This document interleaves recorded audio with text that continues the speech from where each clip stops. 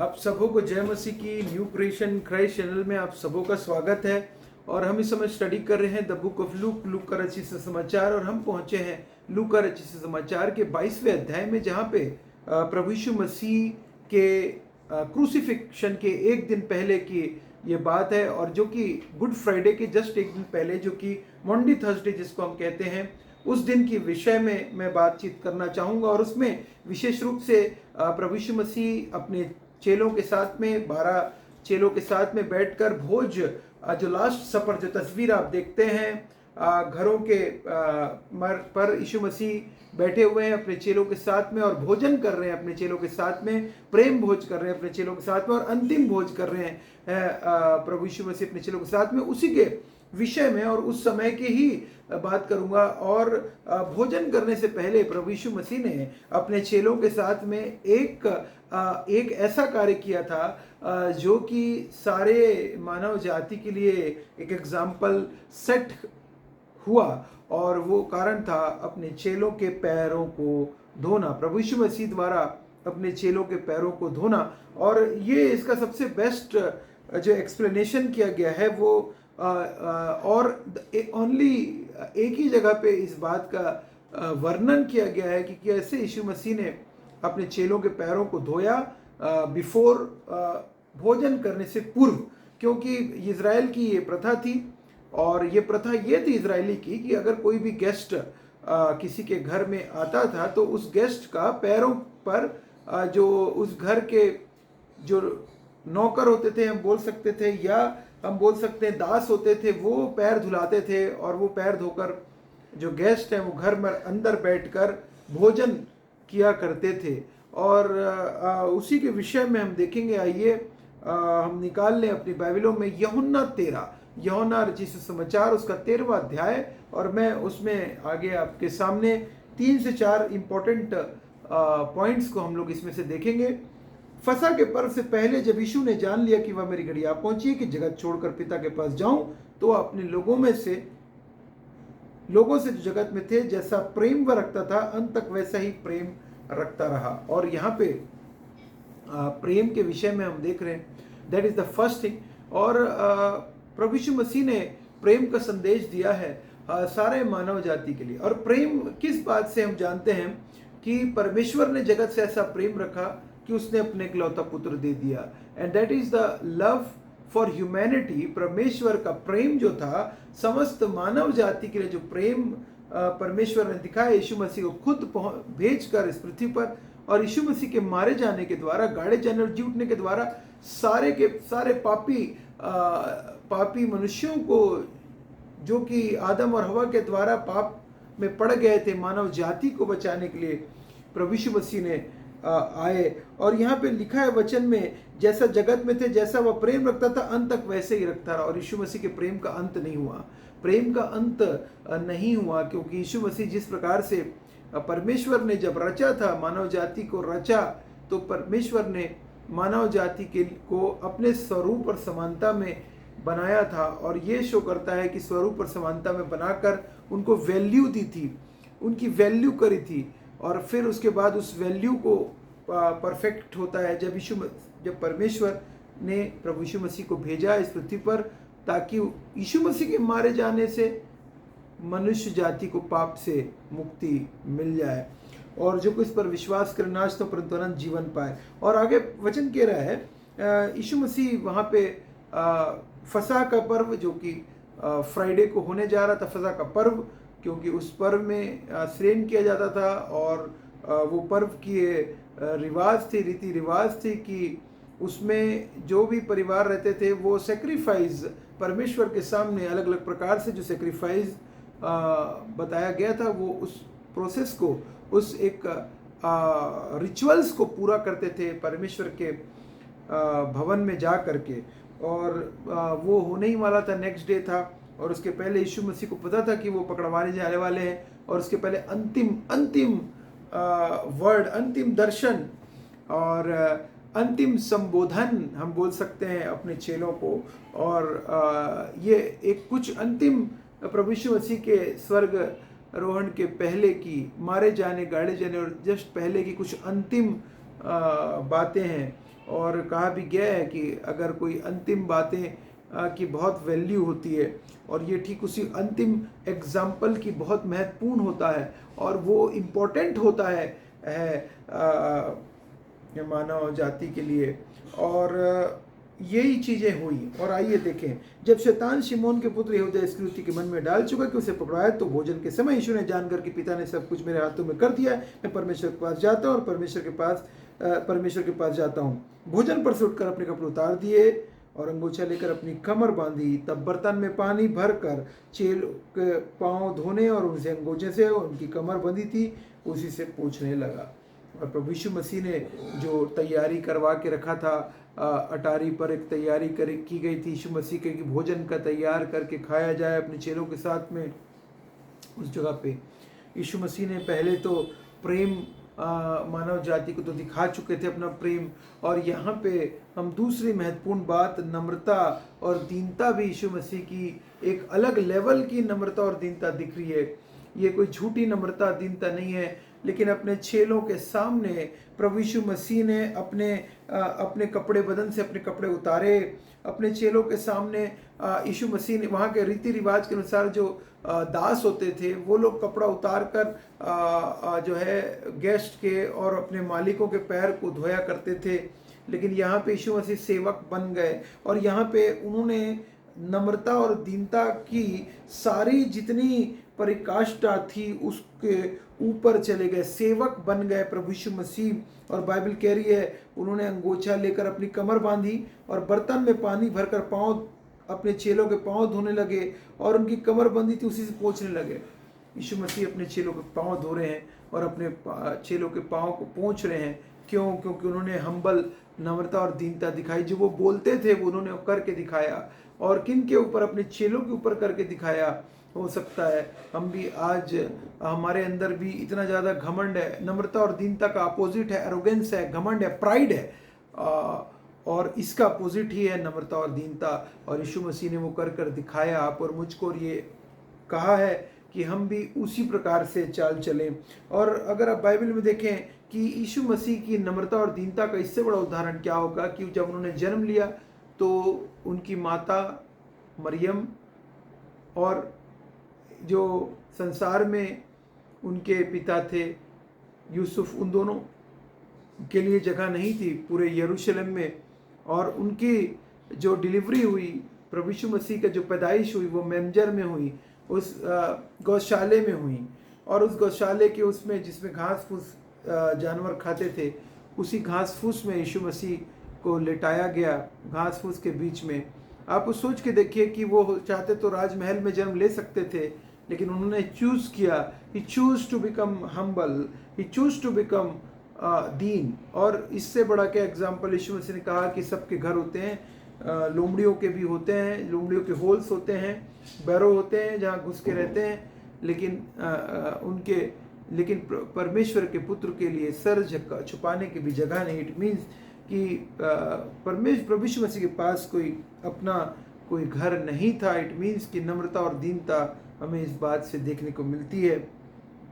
एक बढ़ाई के घर में प्रभु यीशु मसीह की पैदाइश हुई, एक गरीब परिवार में प्रभु यीशु मसीह की परवरिश हुई। इससे बड़ी हम्बल और नम्रता और दीनता की बात हम क्या ही देख जाने। और आगे बढ़ते हैं, और वचन कह रहा है कि यीशु मसीह ने अपने चेलों को दिखाया कि मैं गुरु होकर, और आगे कह रहा है जब शिमोन पतरस पाया था तब पतरस ने कहा, है प्रभु क्या तू मेरे पाँव धोता है? यीशु ने उसको उत्तर दिया, जो मैं करता हूँ उसे तू अभी नहीं समझता, परंतु उसके बाद समझेगा। नहीं समझ पा रहा था, पतरस बोल रहा था ये क्या कर रहे हैं, यीशु मसीह मेरे पाँव नहीं धोएगा। और यीशु मसीह ने कहा कि अगर मैं नहीं धोऊंगा तो तेरे साथ मेरा कोई रिलेशन नहीं, कोई वास्ता नहीं। और पतरस ने कहा प्रभु पाँव ही नहीं, मेरे हाथ और सिर भी तू धो दे। और वचन कह रहा 10वें यीशु ने उससे कहा, जो नहा चुका उसे पाँव के सिवा और कुछ धोने की आवश्यकता नहीं, परंतु वह बिल्कुल शुद्ध है, और तुम शुद्ध हो, परंतु सब के सब नहीं। और हम जानते हैं कि यहूदा इस्करियोती प्रभु यीशु मसीह को पकड़वाया जाने वाला था। ये प्रभु यीशु मसीह बात जानते थे और 30 चांदी के सिक्कों में बिक गया। और तीसरी जो बात पहली बात हमने देखी प्रेम के विषय में, दूसरी बात हमने देखी नम्रता और दीनता के विषय में, हम्बलनेस के विषय में, और तीसरी जो बात है वो सेवक के रूप में हम देखते हैं, फॉलोइंग क्राइस्ट। सेवक के रूप में अगर आप देखेंगे यशायाह 53 में क्या भविष्यवाणी यीशु मसीह के पैदा होने के सालों पहले जो भविष्यवाणी हुई थी, यशायाह 53 के 7 में, उसमें कह रहा है वचन, वह सताया गया तो भी वह सहता रहा और अपना मुंह न खोला। जिस प्रकार भेड़ वध होने के समय और भेड़ी ऊन कतरने के समय चुपचाप रहती है, वैसे ही उसने अपना मुंह न खोला। और यहाँ पे यीशु मसीह इतने नम्र और दीन हुए कि उन्होंने अपना मुंह नहीं खोला, उन्होंने अपना मुंह नहीं खोला और चुपचाप से सहते रहे। और सारा का सारा पाप जो सारे मानव जाति के ऊपर आए थे, यीशु मसीह ने अपने ऊपर ले लिया। और यहाँ पे बाइबल कह रही है उन्होंने सेवक का रूप धारण कर लिया था, सेवक के रूप में। और यही है क्रिश्चियन लिविंग, सेवक के रूप में leadership, servant leadership. Servant leadership ये है सेवक के रूप में, जो बड़ा होना चाहे, जो अपने आप को बड़ा बनाएगा वो छोटा किया जाएगा, और जो कोई अपने आप को छोटा करेगा वो बड़ा किया जाएगा। हमने इसके विषय में देख चुके हैं और ये मरकुस में पाया जाता है। मरकुस 10 का अगर 10 में देखेंगे, 10 का 43 में, पर तुम में ऐसा नहीं है वरन जो तुम में बड़ा होना चाहे वह तुम्हारा सेवक बने। पहली बात, यीशु मसीह के चेले भी बोल रहे थे कि कौन बड़ा होगा, यीशु मसीह के बाद का नंबर किसका आएगा। यीशु मसीह ने उनको कह दिया कि जो तुम में बड़ा होना चाहे और जो कोई तुम्हें प्रधान होगा चाहे वह सबका दास बने। अगर आप भी प्रधान होना चाहते हैं, तो आप भी अगर लीडर होना चाहते हैं यीशु मसीह के राज्य के लिए, तो आपको भी सर्वेंट लीडरशिप समझनी पड़ेगी क्या होती है। आपको समझना पड़ेगा कि किस प्रकार से यीशु मसीह चाहते हैं कि लीडर्स को, कि वो सबसे नीची सीट पे बैठे। सबसे नीची सीट का ये मतलब नहीं है कि वो एरोगेंस और प्राइड में डिसीजन ना लें, वो नम्रता और दीनता के साथ सेवा करने के कार्य में लगे रहें, सेवा, लोगों की सेवा करने पे फोकस करें, ध्यान केंद्रित करें, ना कि लोगों को ऑर्डर करने की। क्योंकि ऑर्डर करने वाला तो एक मैनेजर होगा, वो कुछ समय का है, लेकिन जो परमेश्वर के लोग हैं वो परमेश्वर चाहता है कि दास बने। और कोई तुम्हें प्रधान होना चाहता है वही सबका दास बने, सबका सेवक बने। यीशु मसीह ये चाहते थे। और उन्होंने कहा आगे, क्योंकि मनुष्य का पुत्र इसलिए नहीं आया कि उसकी सेवा टहल की जाए, पर इसलिए कि आप सेवा टहल करें। यीशु मसीह ने बोला और बहुतों की छुड़ौती के लिए अपना प्राण दे। यहाँ पे यीशु मसीह कह रहे हैं कि मैं इसलिए नहीं आया कि आप सेवा टहल करें, परंतु ये इसलिए आया कि आप सेवा टहल खुद से लोगों की सेवा करने के लिए आया। और आप किस लिए आए हैं इस पृथ्वी पर, और मैं किस लिए आया हूँ, हम किस लिए आए हैं इस पृथ्वी पर, सेवा टहल करने के लिए परमेश्वर ने हमको भी भेजा है। और हमको भी नम्रता और दीनता का पाठ पढ़ाया है। प्रभु यीशु मसीह के द्वारा हम सब नई एनर्जी, नई शक्ति का संचार प्रभु यीशु मसीह ने हमारे अंदर किया है। इसलिए हम सेवक के रूप में काम करें, जहाँ पे भी रहें सेवक के रूप में, जैसा यीशु मसीह ने एग्जाम्पल दिया है। अब हम चौथी बात आते हैं एग्जाम्पल पे, फॉलोइंग द लीडर। यीशु मसीह का नमूना बनना, रोल मॉडल, यीशु मसीह को अपना रोल मॉडल मानना। नमूना किसको बनाना? यीशु मसीह को बनाना। रोल मॉडल किसको बनाना? बाइबल कह रही नमूना बनाना। किसको बनाना? रोल मॉडल यीशु मसीह को बनाना। और 13वां का बहुत ही वंडरफुल एक्सप्लेनेशन यहाँ पे प्रभु यीशु मसीह कह रहे हैं, आपके सामने पढ़ देता हूँ मैं। 13 यूहन्ना 13 में, और वह उनके पैर धो चुका और अपने कपड़े पहनकर फिर बैठ गया, तो उनसे कहने लगा, तुम क्या समझते हो मैंने तुम्हारे साथ क्या किया है? तुम मुझे गुरु और प्रभु कहते हो, ठीक ही कहते हो, क्योंकि मैं वही हूँ। और यीशु मसीह सचमुच में गुरु, he is the true guru, he is the true teacher. यीशु मसीह है और कह रहे हैं मैं वही हूँ, कह रहा है यीशु मसीह। और आप, क्या हम उसको अपना गुरु मानते हैं? क्या हम उसको अपना टीचर मानते हैं? क्या हम उसको अपना कोच मानते हैं? मानिए कोच, वो आपका कोच है। पवित्र आत्मा हमारा गाइड करने वाला कोच है, टीच करने वाला टीचर है, गुरु है वो हमारा।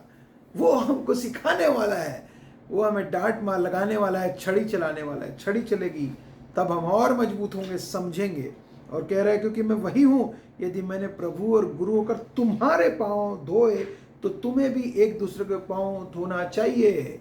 इट मीन्स तुम्हें भी एक दूसरे के पाँव धोना चाहिए। इट मीन्स कि एग्जाम्पल यीशु मसीह ने दिया, और उसके आगे, क्योंकि मैंने तुम्हें नमूना दिखा दिया है कि जैसा मैंने तुम्हारे साथ किया वैसे ही तुम भी किया करो। नमूना दिखा दिया है, एग्जाम्पल बना दिया है। और अगर इंग्लिश बाइबल में पढ़ें 14 को, मैं आपके सामने 13-14 पढ़ रहा हूँ। Since I, your Lord and teacher, have washed your feet, you ought to wash each other's feet. I have given you an example to follow. Example to follow. Bible कह रहे do as I have done for you. Do as I have done for you. जैसा मैंने तुम्हारे लिए किया वैसा तुम भी एक दूसरे के साथ करो. Just do as I have told you. पहला कुरिन्थियों के 11:1 में कह रहा है.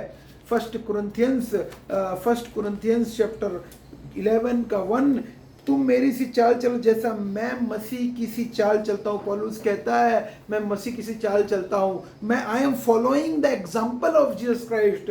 मैं यीशु मसीह को रोल मॉडल मानता हूँ, उसके अनुसार चलता हूँ. संसार के रोल मॉडल कुछ हैं, टेम्पररी हैं. संसार के रोल मॉडल आपको फ़ोन 24 घंटे नहीं उठाएंगे, आपका ट्वीट का जवाब 24 घंटे नहीं देंगे. आपको जब प्रॉब्लम आएगी तब वो आपकी हेल्प नहीं करने आएंगे. आपके रोल मॉडल, चाहे वो अमिताभ बच्चन हो या शाहरुख खान हो, कोई भी हो सकता है वो विराट कोहली हो, चाहे कोई भी आपका रोल मॉडल हो. आपका रोल मॉडल टेम्पररी, आप उसको जानते हैं लेकिन वो आपको नहीं जानता. जरूरी नहीं कि वो आपको जाने, लेकिन वो टेम्पररी है. वो आपको हेल्प करने के लिए 24, लेकिन यीशु मसीह हेल्प करने के लिए 24 घंटे अवेलेबल. और बाइबल इसीलिए यहाँ पे कह रही मेरी सी चाल जैसे मैं मसीह की चाल चलता हूँ. सेट एन एग्जाम्पल देकर यीशु मसीह ने हम सबों को जीत लिया है. एग्जाम्पल दिया है प्रभु यीशु मसीह ने हम सबों के सामने. एग्जाम्पल देकर यीशु मसीह ने हम लोगों को अपना कर लिया है. और फिलिपियों में भी वचन कहता है, फिलिपियों जैसा मसीह यीशु का फिलिपियों 2:5, जैसा मसीह यीशु का स्वभाव था वैसे ही तुम्हारा भी स्वभाव हो. आज हमारा स्वभाव कैसा है? क्या हम किसको रोल मॉडल मानते हैं? ये डिसाइड करना हमारा काम है. ये हमको डिसाइड करें. जैसे यीशु मसीह का स्वभाव था वैसा तुम्हारा भी स्वभाव. क्या हमारा स्वभाव है वैसा? क्या हमारा स्वभाव है?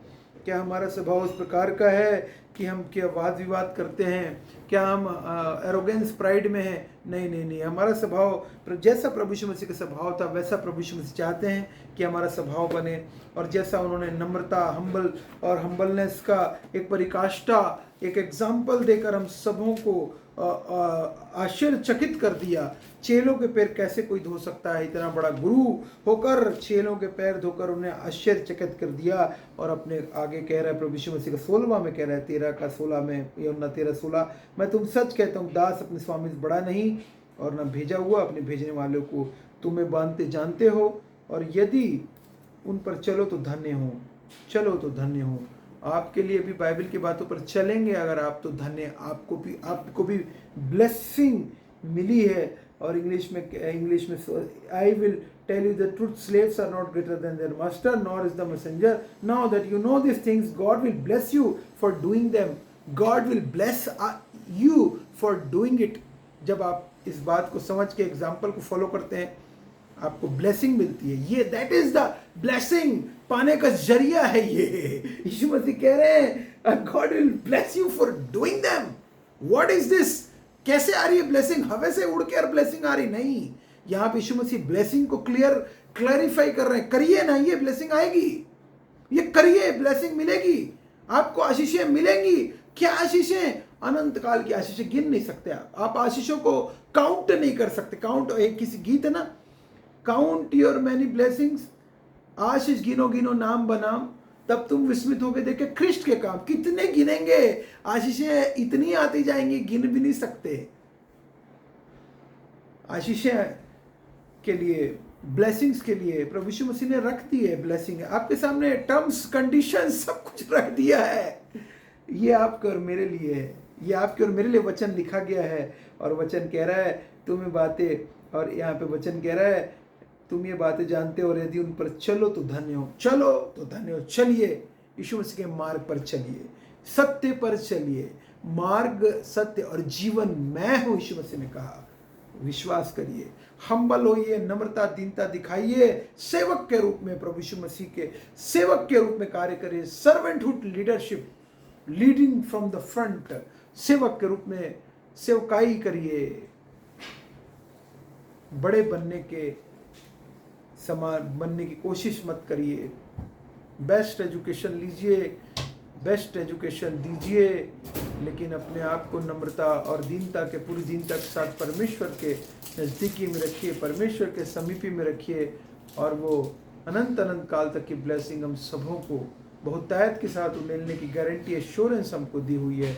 मैं तुम्हारे साथ इधर उधर मत तक, मैं तेरा परमेश्वर यहोवा हूँ। I will make you strong, मैं तुझे दृढ़ करूँगा, मैं अपने दाहिने धर्म हाथ के द्वारा तुझे बचा लूँगा।